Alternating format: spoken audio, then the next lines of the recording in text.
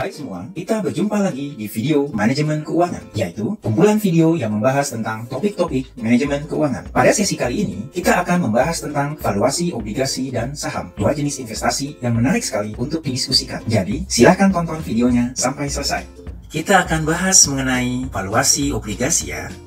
Sebelum kita masuk ke perhitungan nilai obligasi, ada baiknya kita pahami istilah-istilah dasar terkait obligasi. Obligasi adalah surat utang jangka panjang yang diterbitkan oleh suatu lembaga dengan waktu jatuh tempo tertentu. Nah, inilah salah satu yang membedakan obligasi dari saham, yaitu adanya waktu jatuh tempo untuk obligasi. Yield to maturity atau YTM bisa didefinisikan sebagai tingkat return majemuk yang akan diterima investor jika menahan obligasi tersebut sampai dengan jatuh tempo. Kupon adalah istilah untuk imbal hasil atau bunga bagi pemegang obligasi. Sehingga salah satu kelebihan obligasi sebagai instrumen investasi adalah adanya bunga yang dibayarkan secara periodik. Bunga ini disebut kupon karena di masa lalu secara fisik obligasi diterbitkan bersamaan dengan kupon bunga yang melekat pada obligasi tersebut. Pada tanggal pembayaran kupon, pemegang obligasi akan menyerahkan kupon tersebut ke bank guna ditukarkan dengan pembayaran bunga. Selanjutnya,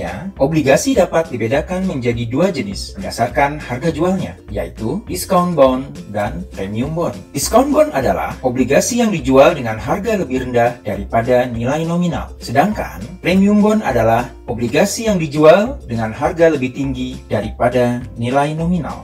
Untuk dapat menentukan apakah obligasi tersebut termasuk obligasi diskon atau premium, kita harus paham dahulu bagaimana cara menghitung nilai obligasi. Nilai obligasi dapat dihitung dengan rumus seperti ini, di mana rumus tersebut digunakan untuk obligasi yang membayarkan kuponnya tiap 6 bulan sekali. Jika pembayaran kuponnya setahun sekali, maka C atau kupon tidak perlu dibagi dua, YTM tidak perlu dibagi dua, dan N atau jumlah periode tidak perlu dikali dua. Jadi, bisa disimpulkan kalau nilai obligasi adalah penjumlahan dari dua komponen, yaitu pertama, nilai sekarang dari nilai nominal, dan kedua adalah nilai sekarang dari bunga obligasi. Sebagai contoh perhitungan nilai obligasi, misalnya ada seseorang bernama Ari yang membeli sebuah obligasi dengan nilai nominal sebesar Rp200.000. Kupon dari obligasi tersebut adalah 10%, sehingga nilai kuponnya 200.000 dikali 10%, yaitu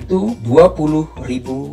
Sedangkan yield to maturity saat ini adalah 11%. Berapa nilai obligasi Ari apabila jatuh temponya adalah 5 tahun? Dengan menggunakan rumus di slide sebelumnya, kita bisa menghitung bahwa nilai obligasi tersebut adalah sebesar Rp131.765,83. Dalam contoh ini, bunga obligasi dibayarkan setahun sekali, sehingga YTM tidak dibagi dua. Pertanyaan berikutnya adalah, obligasi tersebut masuk discount bond atau premium bondnya karena nilainya di bawah nilai par atau di bawah Rp200.000, maka obligasi tersebut adalah discount bond. Sekarang kita masuk ke pembahasan tentang valuasi saham. Berbeda sedikit dengan obligasi, pendapatan yang kita peroleh kalau kita berinvestasi di saham adalah dividen dan hasil penjualan saham. Berdasarkan pemahaman tersebut, maka kita tahu bahwa nilai dari saham adalah nilai sekarang dari dua pendapatan tersebut, yaitu dividen dan hasil penjualan. Untuk lebih jelasnya, mari kita coba kerjakan soal berikut. Misalnya, ada suatu toko bernama Toko Nusantara yang telah menerbitkan saham. Toko tersebut berencana membagikan dividen sebesar Rp200 per lembar saham untuk 1 tahun mendatang. Sementara di tahun kedua, Anda bisa menerima dividen sebesar Rp250 dan pada saat itu juga harga saham diperkirakan akan menjadi sebesar Rp2.500. Jika tingkat imbal hasil yang kita inginkan adalah 20%, berapakah harga maksimal yang bersedia kita bayarkan? Jadi, di tahun depan, kita bisa memperoleh uang kas sebesar Rp200. Kemudian di tahun kedua, memperoleh uang kas sebesar Rp250 ditambah dengan Rp2.500. Harga saham dapat dihitung dengan menghitung nilai sekarang dari semua kas yang akan kita peroleh di masa depan. Dengan menggunakan konsep time value of money, nilai saham tersebut adalah sebesar Rp2.076,39. Harga inilah harga maksimal yang kita mau.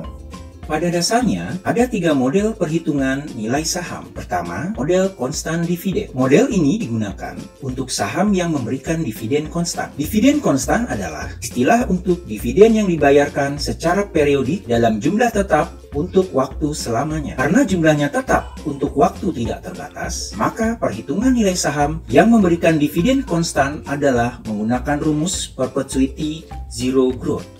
Kedua adalah model constant dividend growth. Model ini digunakan untuk saham yang memberikan dividen dengan tingkat pertumbuhan tetap atau konstan. Sesuai namanya, jumlah dividen yang dibayarkan terus meningkat setiap periode, namun dengan tingkat pertumbuhan tertentu atau konstan. Dengan karakteristik ini, maka perhitungan nilai saham yang memberikan dividen pertumbuhan konstan adalah menggunakan rumus growing perpetuity.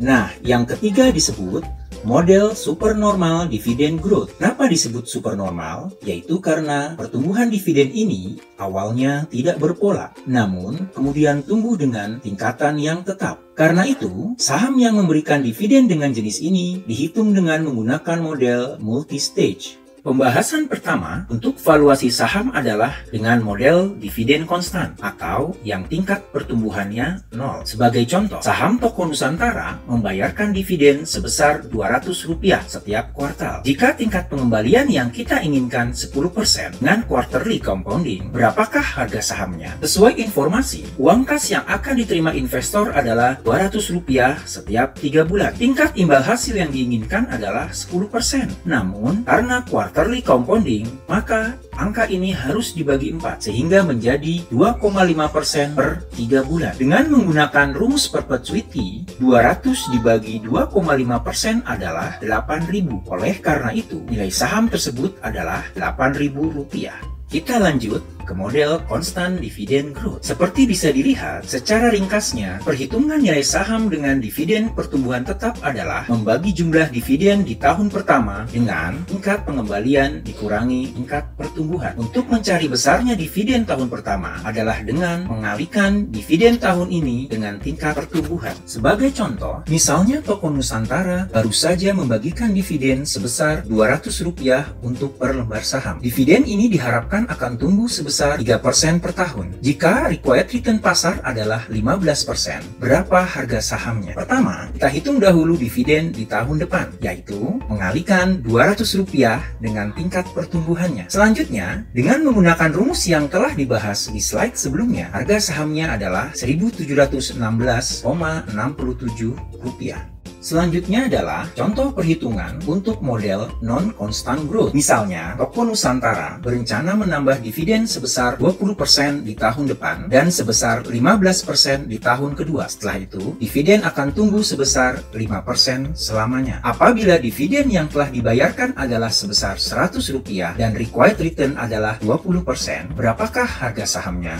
Untuk menghitung nilai saham yang memberikan dividen dengan model seperti itu, kita perlu melakukan beberapa langkah perhitungan. Pertama, menghitung dividen sampai tingkat pertumbuhan menjadi konstan. Nah, berdasarkan informasi, dividen akan mulai mengalami pertumbuhan konstan setelah tahun kedua. Maka, langkah awal adalah menghitung dividen tahun pertama hingga tahun ketiga terlebih dahulu. Setelah itu, hitung nilai saham tersebut di tahun kedua dengan cara besarnya dividen di tahun ketiga dibagi tingkat pengembalian dikurangi tingkat pertumbuhan. Kemudian, kita hitung nilai sekarang dari nilai saham di tahun kedua tersebut. Terakhir adalah kita jumlahkan seluruh nilai sekarang dari dividen tahun pertama, dividen tahun kedua, dan harga saham tahun kedua. Sehingga nilai saham tersebut pada tahun ini adalah sebesar Rp803,72.